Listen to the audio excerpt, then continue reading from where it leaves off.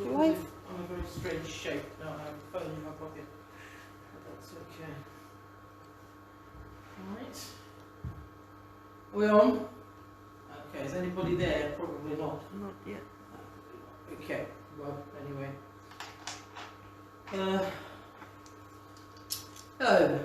New Testament textual criticism is our subject for study in the next few weeks. It's part of the survey of the Bible, the whole study of the whole Bible that we've been working on for about 3.5 years now. We've done the whole of the Old Testament in different ways, taken lots of different approaches to studying that. Some very textual ones, some theoretical ones, some theological ones. Lots of different approaches and systems that we've looked at throughout our study of the Old Testament. Now, when you look at the Old Testament, what you're looking at is something that is really a very fixed thing in terms of the words. Now, I'm not talking about the translations, because there have been lots of different translations of the Old Testament, of course, translated into English in hundreds probably of different versions by now, but certainly hundreds when you include other language translations. So all the different translations in Spanish and French and German and Swahili and Ilocano and Ilongot and all of the different languages of the world. The Old Testament will have been translated hundreds of times. So the version of it that you read on the page will be rather different. But the original Hebrew versions that those translations are made from are pretty much fixed. Very, very few variations exist in the Old Testament manuscripts. It doesn't matter whether they're very early manuscripts or if they've been created much later. I'm talking about manuscripts that were created 800-900 years before Christ, compared to manuscripts that were created in 1940, 1950, 1960. Although there's a vast, long period of time between these two types of manuscripts, actually the differences between them in the Hebrew are tiny, absolutely tiny. And the reason for that is the way that the Hebrew scribes transmitted or copied these manuscripts. So they get a manuscript of, let's say, the book of Exodus, for example, and they would go to Exodus chapter 1, verse 1, and say to themselves, what's the first letter? And they would say, it's Aleph, or whatever letter it is, and they would go over to their copy and they would write Aleph, and then they'd go back and they'd say, what letter is next? And one letter at a time, one by one. And then when they got to the end of a manuscript, they would count all the letters and make sure that they had the same number of letters as the original. They would then go back and do all sorts of different calculations. How many columns of words are there? And does that match with the original? What's the first letter on that column and the last letter on that column? Does it match with the original? What's the middle word of the whole manuscript? So you count in and you count back and you find the word that falls right in the middle. And it has to match, or the manuscript original and the manuscript copy. I think somebody's arriving. Hello? Yes, indeed, it's John. Come on, John. Come and have a seat here. All right. Is the door open? Yes. Leave it open for her. Is this open? Oh. Yeah.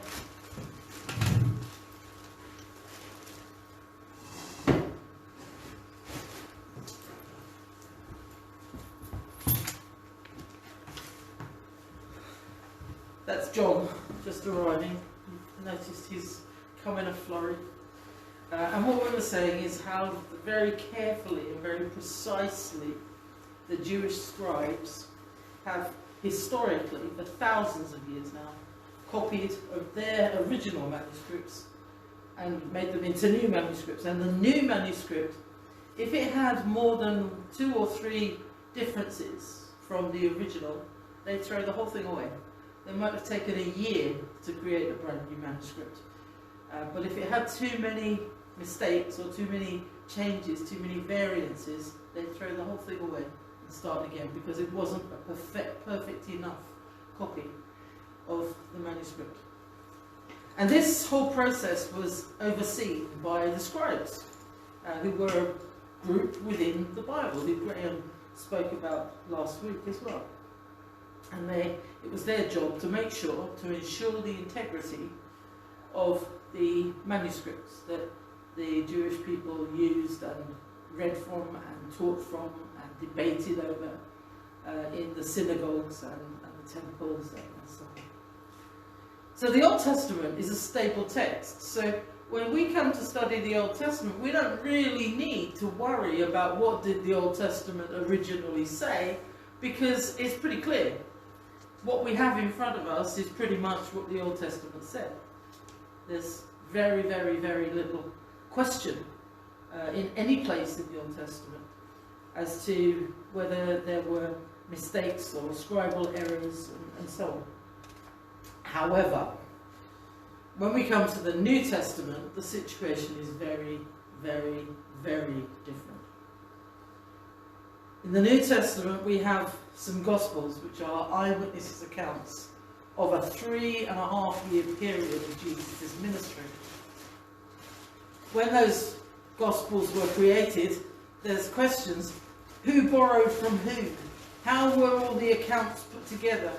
Which ones were in the original versions and which ones were added or adjusted or changed later on?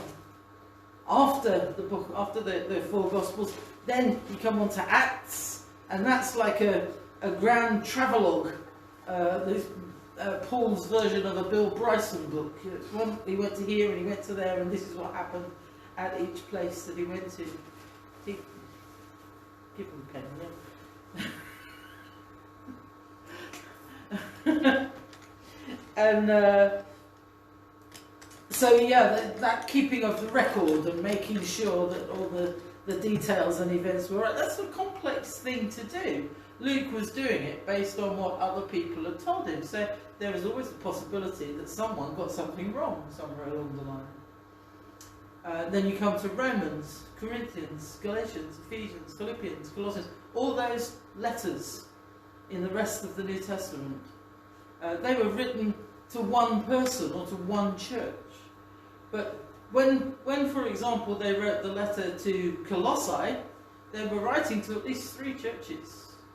And so they had one copy of this letter, and so what did they do? They got people to copy the letter. And it was, anyone who could write, they would drag them in and encourage them, come on, make a copy of this, we need a copy of this for that town over there, or that church over there.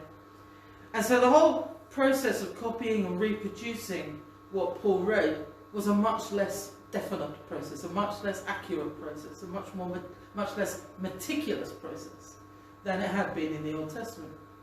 So when we come to look at the New Testament, there's a big question that we have to answer before we can start looking at the text. And that question is, what does the New Testament say, what we have in front of us, and how does that compare with what Matthew wrote, with what Mark wrote, with what Luke wrote, with what Paul wrote? How does it compare with the original texts, the original letters, the original Gospels that the New Testament authors wrote down? That's a big question. Well, you say, let's just go back to the original. What is the original? Where is the original? The likely thing is that the original, the first piece of paper that Paul, well, probably not Paul because he didn't do a lot of his own handwriting. He had secretaries who wrote things down for him. He dictated and they wrote down. Like in Romans 16, you see, I, Tertius, who wrote this letter. So Paul didn't write Romans, Tertius did. Paul was the author, but Tertius was the one who wrote it down. He was the amanuensis. So what happened to that original one that Paul wrote? Well, it was a letter. Probably it's sort of turned to dust by now, fallen to pieces, been lost, crumbled up through overuse, just fallen to bits. You'll have seen old letters in your lifetime, or old things like newspapers. That you hear stories, don't you, about people buying a house, and there was a newspaper in the attic from 1926, or these sorts of stories. And when you look at that paper, it's dried out and crumbling, and if you just touch it, it feels as if it's going to fall apart. Well, that's just a few decades. If you equate that over a few centuries, the likelihood is that the earliest writing samples of the apostles and the gospel writers, likelihood is that they don't even exist anymore. But then you have to start asking questions like, so when we talk about the original New Testament, what are we talking about? What does it say? Is there only one version of what it says? Does it say various things in different manuscripts? And if it says various things in different manuscripts, which one's the right one?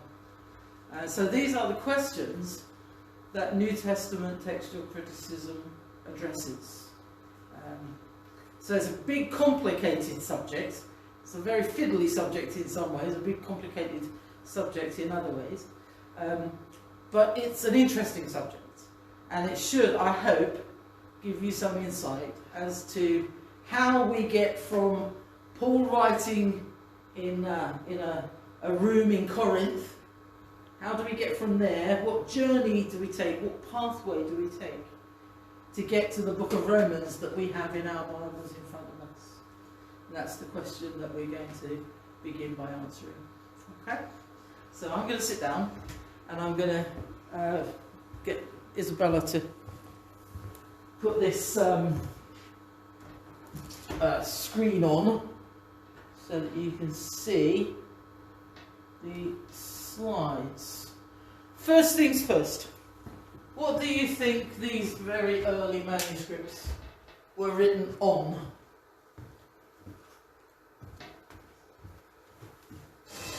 Think about it. We're about, what, about 50, 60, 70, 80 AD, that sort of period. What did we write on? Well, we didn't nip down to W.H. Smith's and buy a letter pad, a Basildon Bond, and start writing. What were we writing on at this time? Any ideas? Wax tablets. Wax tablets. In some cases, possibly. Wax tablets would not have been favoured so much by people sending letters. Not at this time. Just from practicality, wax tablets could take comparatively little, and they're too heavy. I mean, they would still be used for education and other things at that time. But no, that. We primarily, at that point, the people would have been writing on papyrus. That's where we're going to start today. Has anyone ever been to Egypt? You are. I have, yes. And I do have a piece of papyrus at home, but I didn't bring it with me. It's too big and bulky, and it's got a piece of glass across the front of it. I'm not sharing. But papyrus, yeah, one of the first things that they would have started writing on. Now, I'm going to, as we go along, I'm going to introduce you to some of these abbreviations. These are standard abbreviations. They're not me just being weird. They're abbreviations that everybody in sort of academic world uses. Not only Christian ones, but anyone who does this kind of studies. So the earliest NT New Testament, capital letters MSS, manuscripts. The earliest New Testament manuscripts are on papyrus. So let's start defining some terms as we go along. A New Testament manuscript is what? A manuscript is a version of the Old Testament that was written by hand. So that is any New Testament document that was written by hand is a manuscript. Now, not all manuscripts are written on papyrus, but pretty much all papyrus, if it's got writing on it, is a manuscript. Yeah, because there was no time when papyrus was run through a printing press. It doesn't usually happen.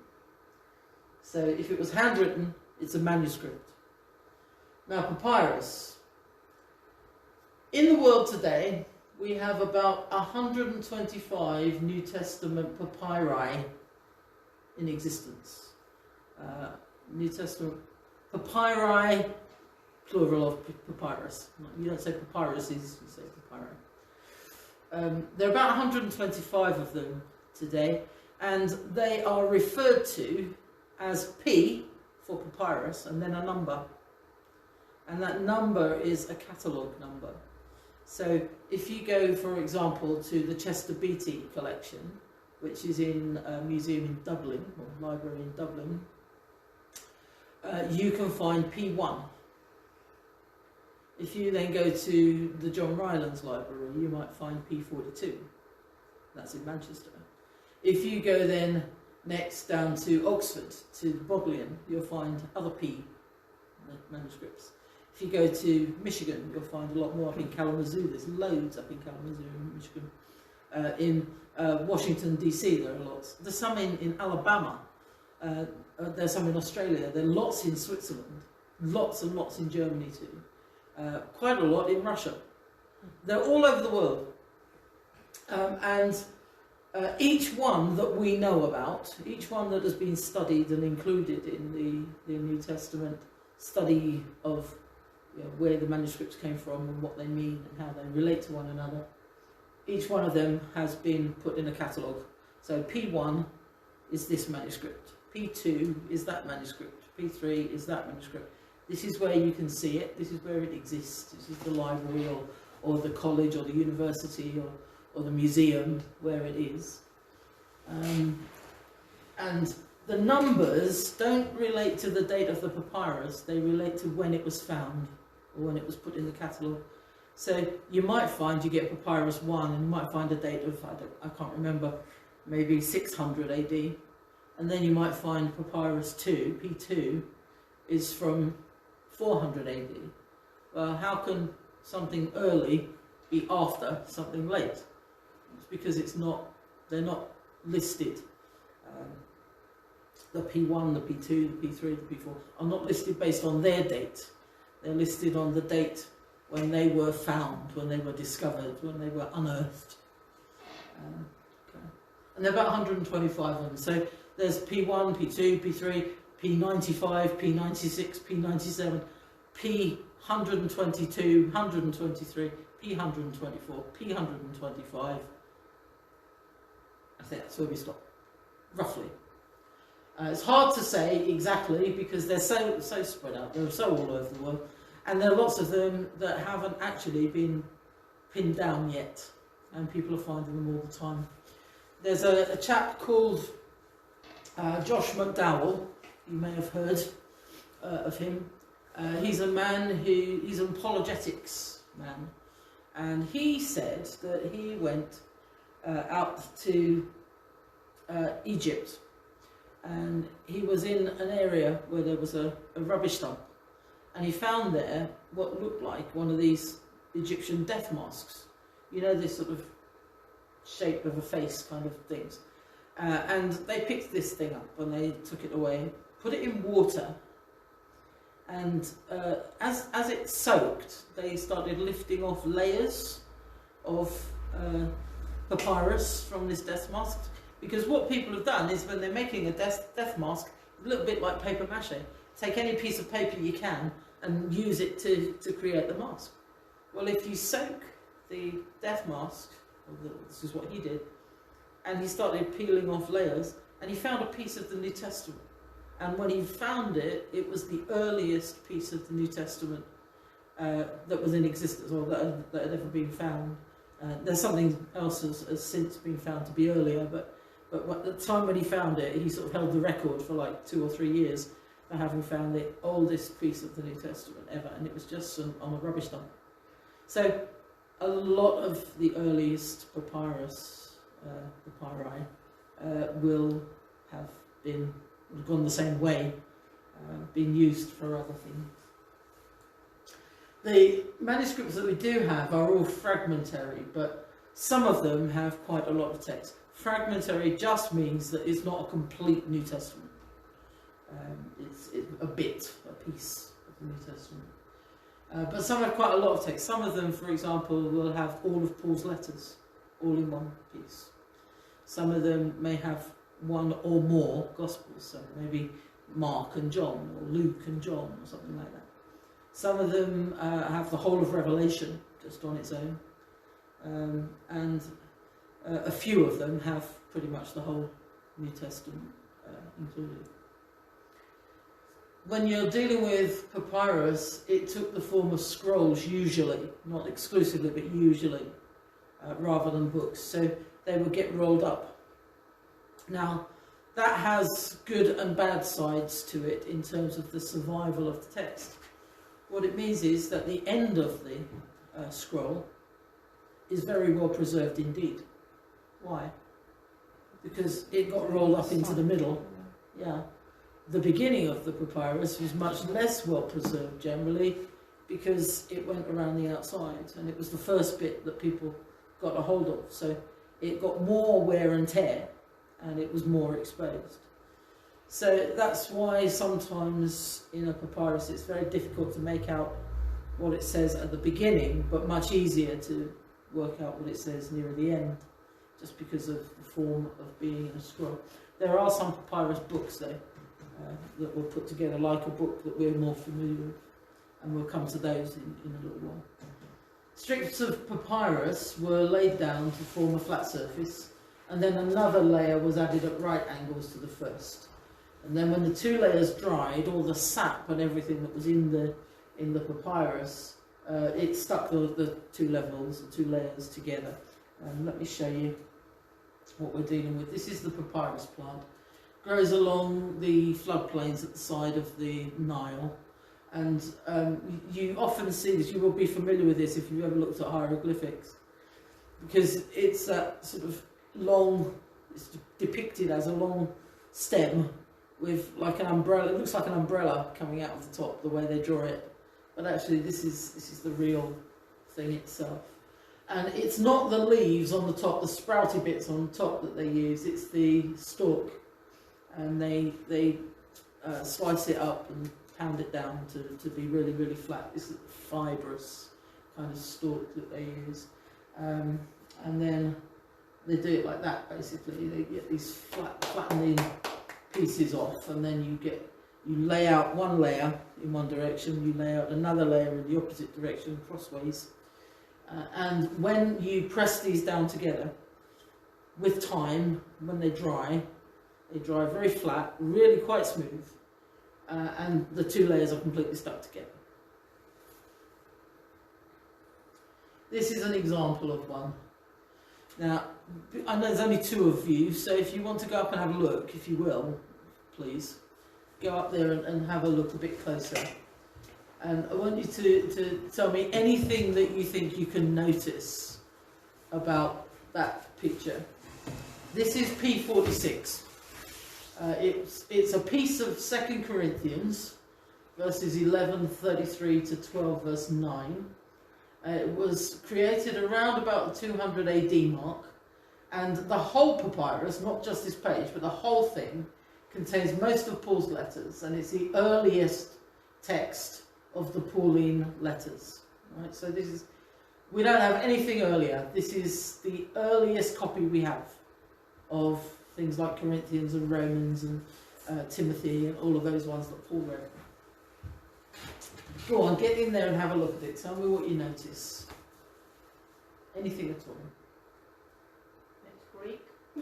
It's Greek, yes, that's important. It is Greek. Is it Greek capital letters or is it Greek little letters? Capital letters. Yeah, great. That's right. And that's what this word means here, majuscule. Majuscule means it's written in capital letters, all capital letters. So printed pretty carefully, pretty distinctively. What about the edges of the manuscript? Can you notice anything about those? On the left it's white. Yeah, Fine. quite straight. Yeah. On the right side it's not. Yeah. So do you think this one has been rolled up, or do you think this one has been in a book or a codex? In the book. It looks more like a book, doesn't it? It definitely looks more like a book, yeah. Because that right side, the outer edge of the book, is what's got the wear and tear on it. Yeah. Can you notice as well that this edge here, you go down and then it sort of goes in a step, and then it goes down straight and then a step, and then down straight and then a step, like that. It's not sort of smoothly rounded. It's sort of step by step by step. The texture of the papyrus. Exactly. Yeah. It's because of the way that the papyrus is created. Some straight up and some going across. It tends to snap off in right angles, in square angles. So yeah, that's exactly what's happened with this piece of Corinthians. Okay, thank you very much. But that is what Greek writing looked like, and that's what people are referring to when they talk about, in the original, Paul said this word or that word. This is what they're talking about, and most of them, when they talk about this, haven't even seen one of these. It's a difficult thing, isn't it, to ask someone, when you say the original, what do you mean? But I think next time I hear a preacher say that, I will ask, because I want to know if they've ever seen one of these. But this is the sort of thing that people are talking about. And you've also got study Bibles, haven't you? So in your Bibles that you have just for general reading and so on, you'll often find that it says something like the earliest texts omit this word, or the earliest texts use this word instead of that one, or that kind of notes. Well, this is what they're talking about when they say the earliest texts. This is it. This is lots and lots. We have lots and lots of fragments of these. All in all, including parchment and papyrus and paper and all of the manuscripts that we have, there are, for the New Testament only, 5,838 manuscripts in Greek. Now that's not including Latin or Syriac or Coptic or any of the other hundreds of languages that they use that we have manuscripts in. But just in Greek, 5,838 pieces of paper like this for the New Testament, which is quite a lot. This is another one. This is P75. A little bit harder to see, this one, from the photograph, but it is online. So if you want to check any of these manuscripts yourself, just go to the internet and put in the number, manuscript P75, and you'll be able to see pictures of it, probably much more clear than this one. You can go and see this yourself. P75 is another majuscule, and what does that mean again? Can you remember? Capital letters. Yeah, it's in Greek capital letters. All of this writing here is capital letters. This is an early 3rd century papyrus, so a similar sort of time, maybe a little bit later than the one that we've just looked at. This one doesn't contain Paul's letters, but it does contain most of Luke and most of John. So a couple of Gospels together. This picture here shows the end of Luke and the start of John. So we've got Matthew, Mark, Luke, John.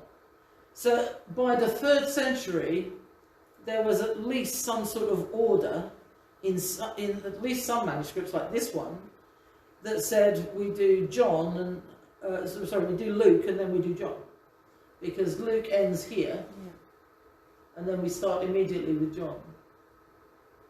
So it's things like that that give us clues as to what order things were and are continuing to be. And when you get this in one manuscript, it might be a coincidence, but when you get this in lots of manuscripts, suddenly it starts to become something that the early church does regularly. And so therefore, when we make our Bibles, we can say the early church did it, so there's a very good chance that this is the way that God has ordained it, because it's been done that way since the very beginning. So that's another example of a manuscript. This is another one. This is part of the Chester Beatty papyri collection. This is pretty unusual because this one is a very rare papyrus codex. Codex. That's an important word as well. Do you know what a codex is? No? Codex is a book. Okay. Or what we think of as a book. Yeah. So whereas a lot of the papyri that we see are either individual sheets or they are from scrolls of one type or another, the codex, the P45 papyrus that you're seeing in front of you, is a book. Now, papyrus wasn't very good for writing on both sides. You can't write on both sides of a papyrus. You only write on one side effectively. It bleeds through, it's really difficult, you can't. In practical terms, you can't really write on both sides of a papyrus. So what they did here was they take a long piece of papyrus, right, like that, and then fold it in like 4 folds, 4 parts. And so here, in the middle, they sort of fold it in towards itself. Mm-hmm. And then each of those they would fold back. So that one folds in towards us, that line there and that line there fold back on themselves. And what you can see here is a couple of holes. Can you see the holes? Yeah. Like punch holes, as if they were putting them into a ring binder or something. But those are the points at which the whole thing would have been bound together mm-hmm. with some sort of post arrangement, like a piece of reed or a piece of metal or something like that, and they were held together at those points, usually with a sort of brass plate or a metal plate or even a wooden plate, and then the string would go through that, and the whole thing would be held together really firmly, so you'd have effectively a codex. But then every time you turn over a page, you're turning over 2 pieces of papyrus. So this book must have been really, really thick, because you can't get really skinny, really flat papyrus, and certainly not if you're folding it over like this. This one is P45. It is part of the Chester Beatty papyri collection, which I told you already is in Dublin. This particular section is the Gospel of Luke.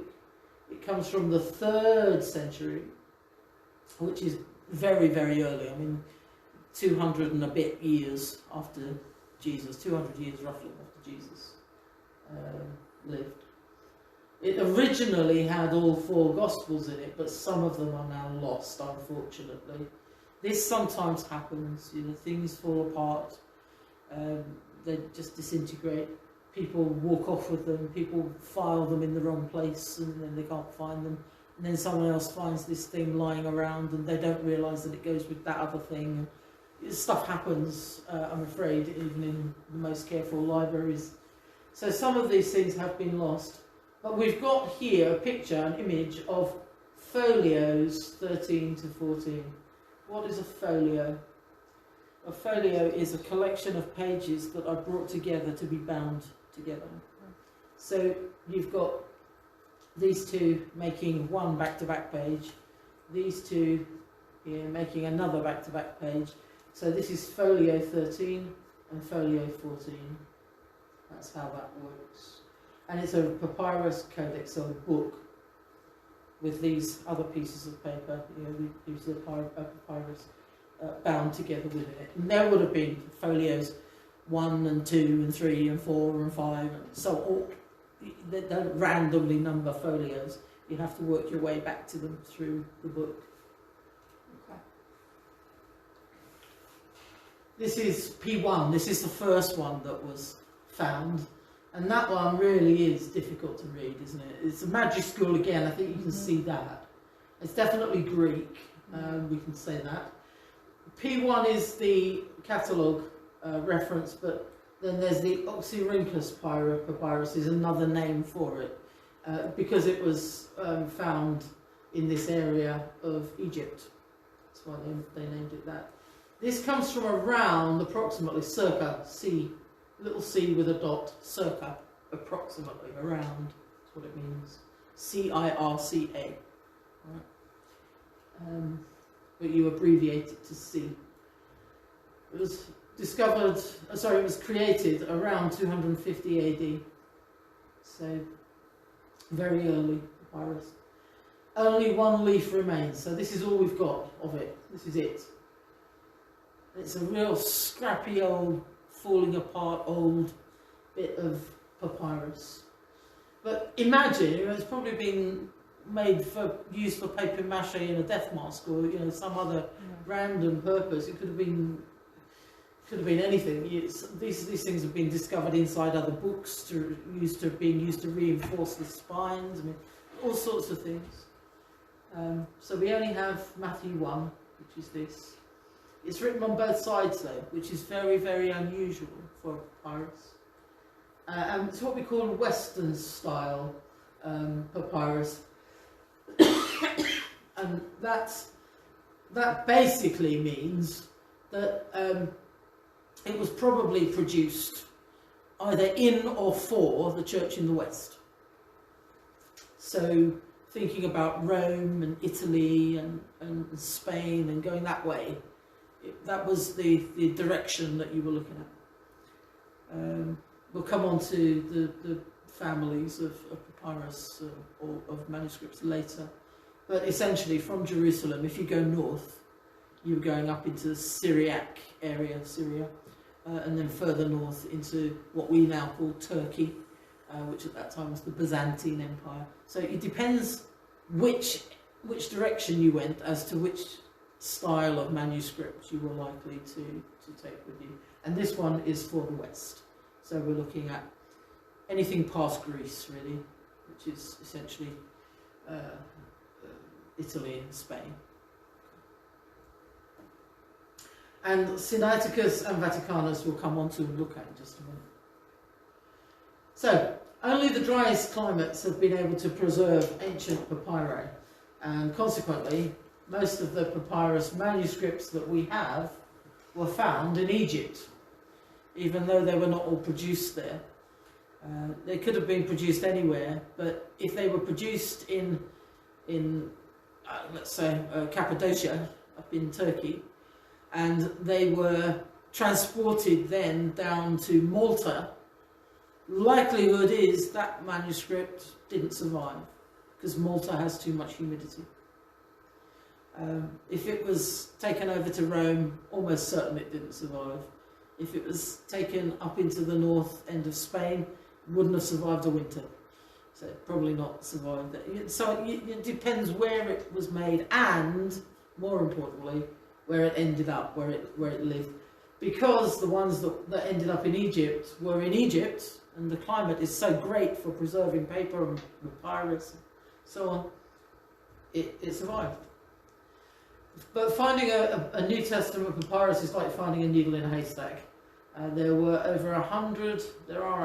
over 100,000 documents in the world that are written on papyrus, and this is shopping lists and bills and explanations of how to calculate the area of a truncated pyramid, and baker's recipe books and shipmakers' manuals, and millions of 100,000 different pieces of papyrus document, but only 0.1% of them are New Testament texts. All sorts of other stuff. Very few New Testament texts. So Yeah, we're not finding a papyrus a day. We're finding papyrus maybe every couple of years, 2, 3, 4 years, but not much more than that. Okay, so that's papyrus.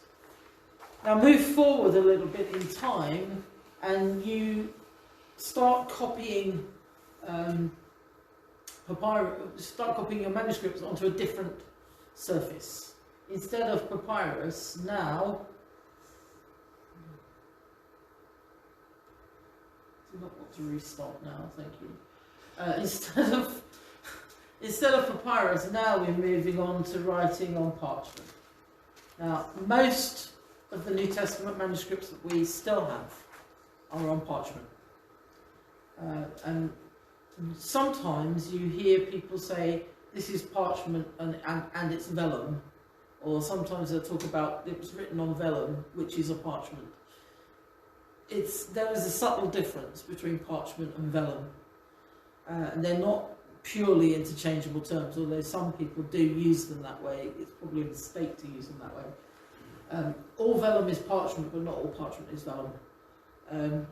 Parchment is a surface that's produced from animal skin, all kinds. So that's parchment. Vellum is posh animal skins, that are treated really, really in a lot of detail. They're made very, very, very smooth. They are sometimes dyed different colours. They're much finer and much thinner and much smoother than a standard parchment. So vellum is like a high-class parchment. So when people use them interchangeably, not always correct. Just watch what they're talking about. Parchment began to be used more commonly in the 4th century, and this is another of those abbreviations that we are going to use. It's a standard abbreviation. So the 4th, then capital C, 4th century. Right. If you see a little c, a lowercase c before a number, it's around that number. So around, if it was a little c and then 4th, it would be around the 4th. But if it's 4th and a big C, it's in the 4th century. Okay. We're going to use that all the way through. So prepare yourself. Parchment is more durable than papyrus. That's the first thing about it. Papyrus tends to fall apart eventually, but parchment can last and last and last. Better than, it's better than papyrus, not then, than papyrus, for writing on both sides. It's a big advantage.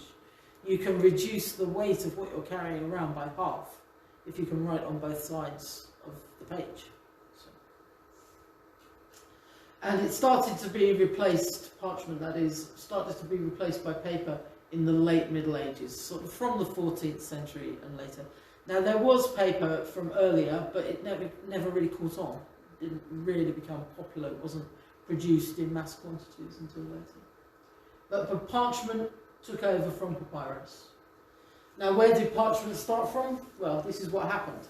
King Eumenes of Pergamum. Now you've heard of Pergamum? It's one of the cities that Paul went to. Yeah? Pergamum. Okay, forget it. It's in Turkey, modern day Turkey. And King Eumenes of Pergamum wanted to create a library that would rival the library at Alexandria. It's one of the wonders of the world, the library at Alexandria. The Egyptians, of course, where Alexandria is, were not overly thrilled about that idea, so they put an embargo on papyrus sections. They stopped exporting their papyrus. Before King Eumenes and his ambitions, they had been sort of doing a roaring trade in papyrus. But King Eumenes now, he wants to sort of go one up on the Egyptians and produce a better library than the one they've got. And they wanted to prevent that, so they said, right, we're not giving you any more papyrus. We're going to prevent you from making this spectacular library that you want to make and superseding the brilliance of the library at Alexandria. And the way we're going to do it is not give you anything to write on, So it was King Eumenes who then said, right, all right, if that's what you're going to be like, we'll find an alternative.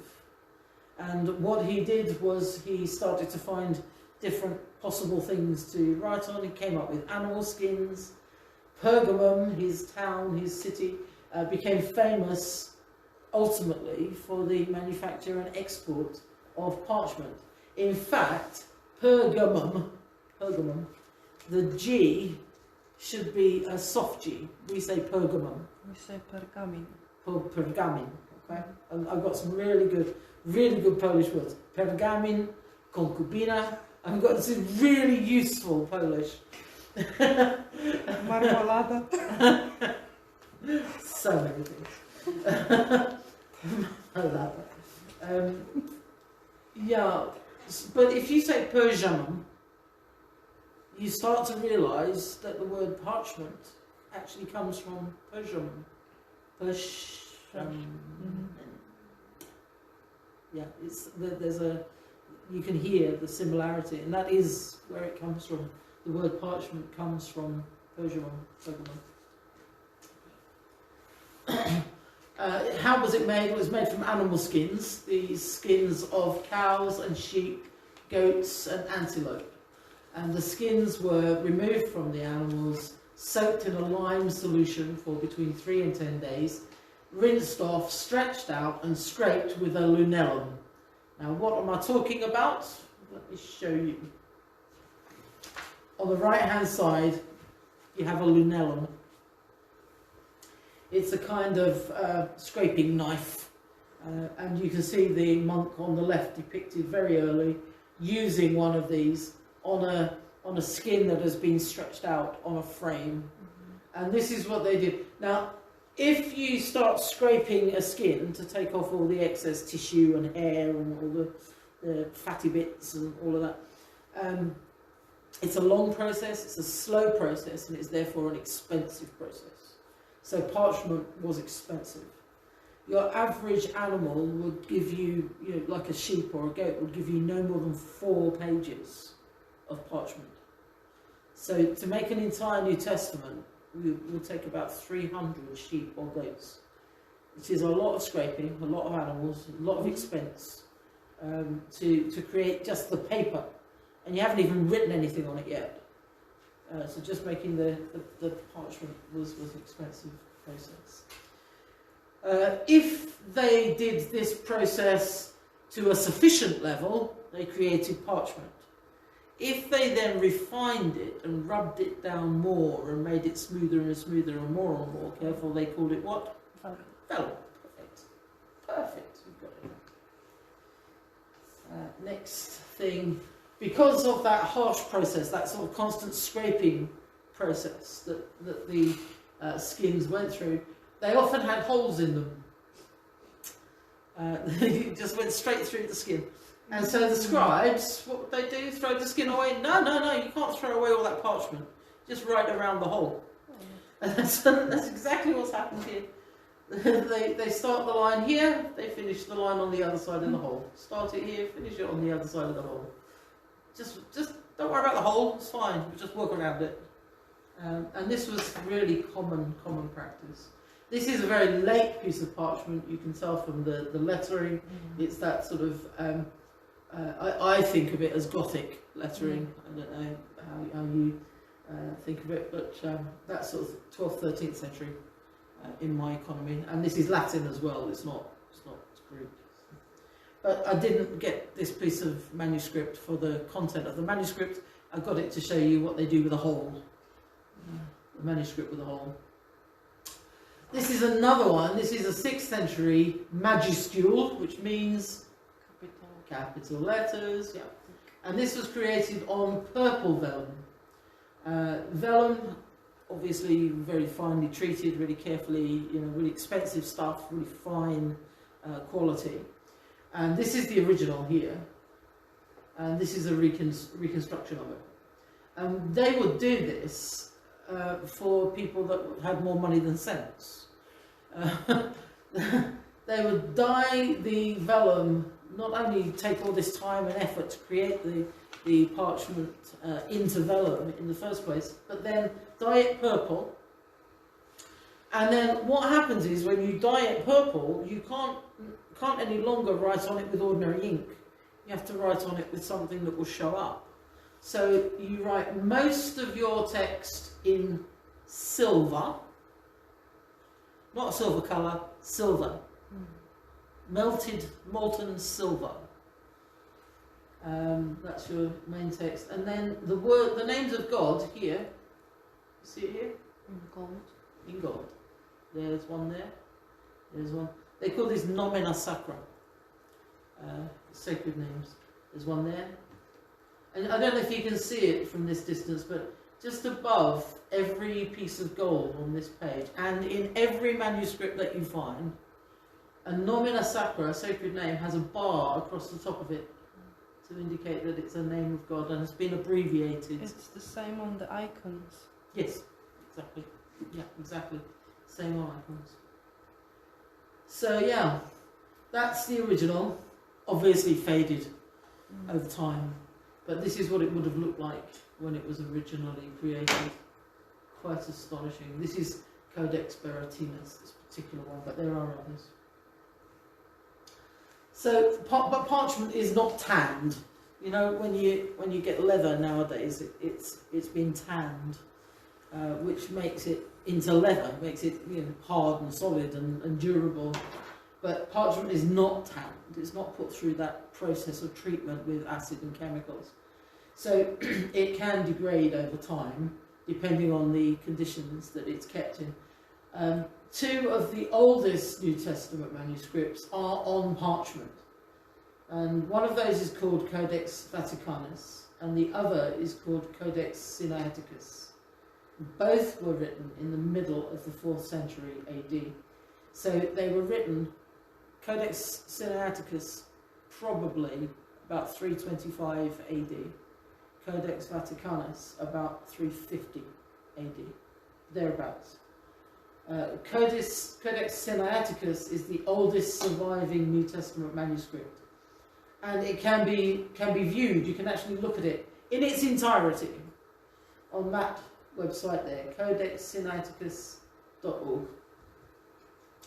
Now I'm going to just close this down for a minute and go to this one.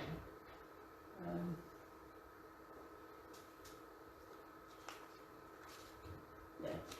This is what you see. If you go to Codex Sinaiticus, you see up here, it says Codex Sinaiticus. This is the actual sort of screenshot of that website that I've just mentioned.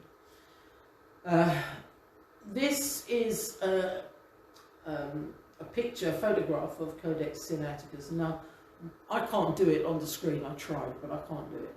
You need some sort of software to make the website appear on the screen and be manipulative, and be able to manipulate. I can't do it. Work it out. But you see here it has raking light and standard light. Raking light and standard light. These are two different options. And you can see different things in two different ways. Up here it says choose a passage. Whichever book, chapter and verse you want, they'll bring it up for you down here. Choose a page. A quire is a collection of pages all sewn together. A folio, which actual sheet of paper do you want? This here is R, and the other option is V. That's recto and verso. Recto is the right-hand side. If you open a book, recto is the right-hand side, and verso is the left-hand side. I think of it as recto is right, and verso is reverse, so the back is the back side. And you can think of it any way you like. But you can also view a transcription, you can also view a translation, and you can also view, and it's you can't see it, but take my word, you can see a translation, or you can see here all the sort of technical details of the manuscript. When it was made, where it was made, what was used, how many lines does it have, how many columns does it have, so many different technical details. So if you ever want to play with a manuscript, this is a good one to play with.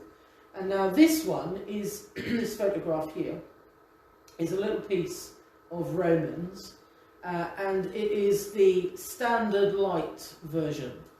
But if I go to the next one, this is the raking light version. Can you see the difference? The standard light version has a light set directly onto it, and then they take the photograph from above. And so it gives you a very clear image of what is there. That's this first one. This one, a very clear image of what's on the page. This is the raking light version.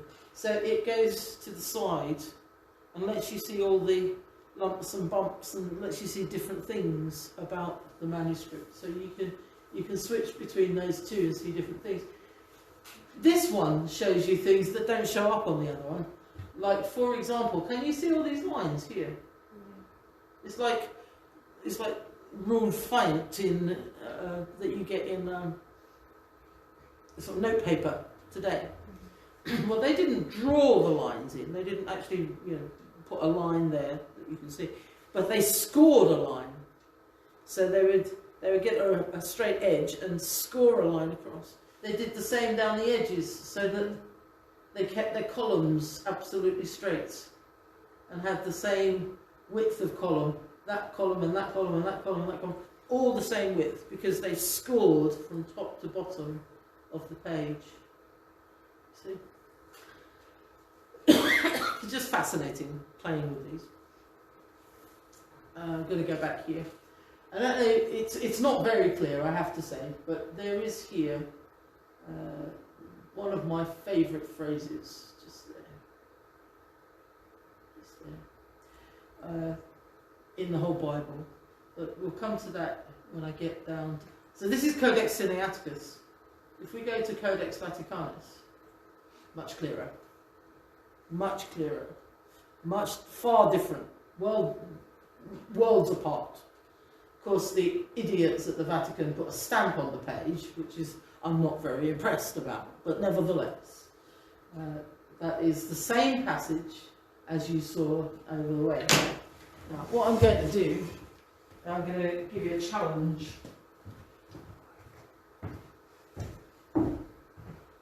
I shall provide you with a Greek alphabet. Woo! How exciting! I can tell you're thrilled, I can see from your faces. I'll give one for Carol as well. Wow.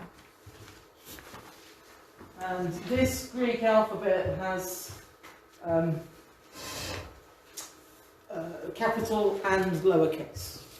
Now there are some variations because this is ancient and this is off of a computer, so there's some slight variations, but you'll get the idea. If you look here, this letter here, can you see it? Yeah. Looks like a sort of back to front 3. Yeah. That is an E, that is an epsilon. Capital letters and majuscule, this one. So your first letter is a capital E. Mm-hmm. That's got you a start. That's where we're starting from. What comes next? This is the capital E. What comes next? Good. No. Capitals. Majuscule.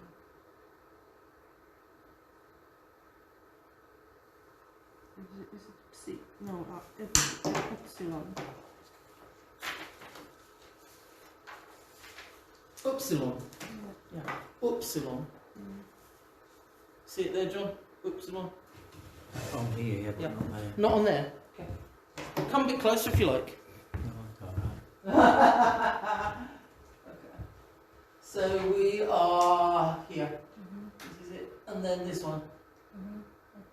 Epsilon. Is it No. delta? No. Lambda. Well, it's not Yeah, delta, yeah. it's lambda. It's not, yeah, it's not delta, it's alpha actually. Right. And then the next one looks like a sort of back to front 7. Mm-hmm. You see, you good job. This one here, sort of back to front 7. Mhm. Yeah. And then this one here, another back to front 7. Gamma. Yeah. So you should have 2 G's then. Is it one word? Yeah. This is why Greek is not easy to figure out, because it just runs on. There's no word splits or splits. So we've got the second second gamma there, and then this one same as the first.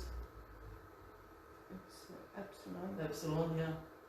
And then this one, we had that one as well. No, we Lambda. haven't. Sorry, lambda, yeah. And then iota, then Omicron. omicron, yeah, and then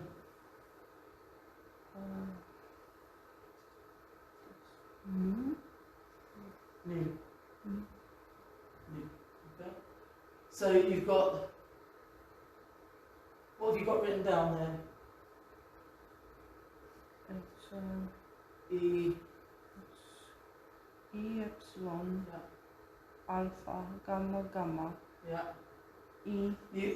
Epsilon, upsilon, not epsilon, upsilon. There's a difference, there's 2 different letters. Okay. Upsilon, yeah. Okay. Yeah. Lambda, iota, omicron, and nu. Right.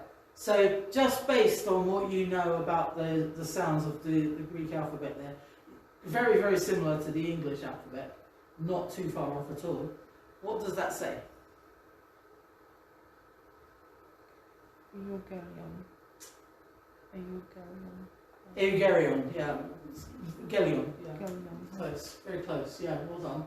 Then the next word, D, there, delta, looks like a triangle, delta, Upsilon. upsilon, dun, yeah, nu, Alpha. alpha, Mu. mu, e, delta, e. That one's difficult. That one is a C, X-I-C, yeah. But when it's at the end of a letter, it sometimes takes the sound of S. And you can see it with the S curl in different places. And in lowercase, you can see it in capitals, it's hard to see. So, what you have here is Evangelion Dunamis. Evangelion Dunamis. So it is sigma, but on the end of the, Yeah. word. Evangelion Dunamis. Evangelion Dunamis. Which means Evangelion is the Evangelion, evangelism, evangelical, the evangel, the good news, the gospel. And the dunamis, you know dunamis, dynamic, power. It is the power of God unto salvation. So this is what Romans 1, 16 and 17 looks like, basically. That's what I'm telling you. In the original, what people would say, in the original. Doesn't look anything like the Greek New Testament that you buy printed. That's something very, very different. So this whole process of dealing with manuscripts, I hope I'm sort of getting this message across. It's not a straightforward process. It's something that depends on a lot of different things. The scribes, every scribe wrote slightly differently, just slightly different handwriting, just the same as you and I have. If I gave you a piece of writing today, and I gave one to John and one to Isabella, and said, take this piece of writing, just a paragraph, any random paragraph, out of a newspaper or something. Take this and give it to one person to make a copy of it. And that person will make a copy. And then once that person's made a copy, give it to another person and ask them to make a copy of that copy. And then after you've got that copy, give it to another person and ask them to make a copy of that copy. And keep on doing this 2 or 3 times a day, every day until next time we have a Bible study. Do you think the original paragraph that I started with and the paragraph that you bring back to me would be the same?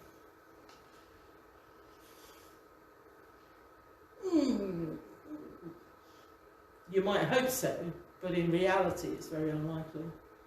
Because when you write it in your handwriting, it might not be as clear to the next person who copies it. And they might change it to make it into something that's more manageable, that they think is more correct. And then the next person will change it again, and the next person will change it again.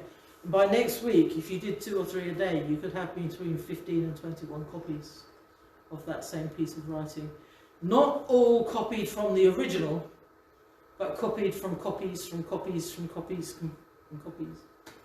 And that's why New Testament textual studies are so critical, so essential. Because we need to figure out what these New Testament writers actually wrote.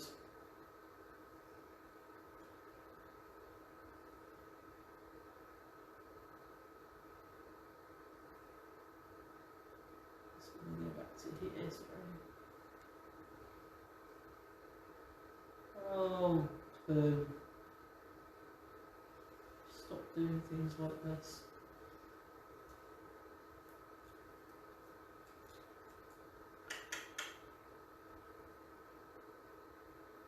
So sorry. Okay, so that's Codex Sinaiticus. I'm just finding a place that we can stop reasonably now. This is Codex Vaticanus, which we've already just had a look at in the other PowerPoint. But that's at the bottom there is the web address where you can go and again play with it and see what's there. Both of these, Sinaiticus and Vaticanus, have practically the whole Bible, so it's not just the New Testament. They've got most of the Bible. These there. are not capital letters. Sorry? These are not capital letters. The capita are capitals. Yeah. This is where capita comes from. Letters and letters at the top. The capital letters are capitals. The others are not. So when you see a manuscript that's written in all capital letters, you call it majuscule. When you see a manuscript that's written in... You find it what? Minuscule. Minuscule, exactly, yeah. Minuscule. So we'll get those definitions soon.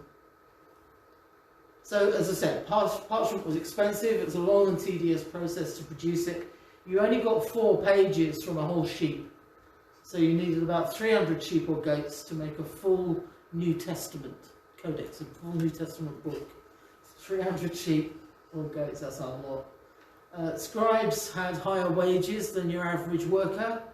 And so a New Testament would be something very, very expensive that would really only be commissioned by like a whole church getting together or a very, very rich individual. There is a unique feature of parchment, and that is that it could be reused. And when you reuse a parchment, or you find a parchment that's been reused, it's called a palimpsest. And palimpsest literally means to use again. They were parchments that were literally washed. They would put them into water and wash them. And then they would re-scrape them so that they could remove the previous writing and then write something new on top. This is an example of a palimpsest. What these people have done is expose it to spectral light. So if you put it in red light, you can see certain things. You put it in blue light, you can see certain things. If you put it in white light, you can see certain things, and so on and so on and so on. So different things show up, different levels. And this one, it looks really, really messy, I know. But in essence, this is Codex Ephremi Rescriptus. And this comes from the 5th century and from the 12th century. The 5th century is the underscript, the first script, and the 12th century is the rewritten script. So the old script is a New Testament manuscript. The new script is 38 sermons by St. Ephrem. So they took out the scriptures and just reused it. And when they did this, they didn't always put it back in the same order. So you might have started with John 1, John 2, John 3, John 4, John 5 and so on, but when they took it out and washed it and started using it for something else, they might have put John 12, John 9, John 8, John 11, John 1, John 6, and mixed it all up because it didn't matter to them what order it went back in, because the important thing was the new text, not the old text. So palimpsests are just a lot of fun. And this is another one, Codex 0208, sorry. The upper text, the new text is Latin, the undertext is Greek, and this is shot with UV light. So you can just see a sort of really, really light, difficult to see undertext in Greek. That's the sort of very faded text.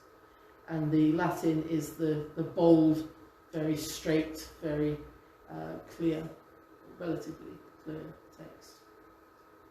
Palimpsests. And we will come to paper next time. So yeah, I hope you find it interesting. Parchment and papyrus as a start. But the important thing to grasp out of all this is not all these numbers and so on. The important thing to grasp out of all of this is that there is no such thing as the original text. There are lots and lots of little pieces, some of them older than others, some of them more extensive than others, some of them more reliable than others. There are just lots and lots and lots of sources. And the difficulty is to get the right ones together in the right order, in the right form, so that then we can go on and translate it into English or French or German or any other language in the world, and be reasonably confident that we are getting close to the original text of the New Testament. We'll continue next week. God bless you all. Bye-bye.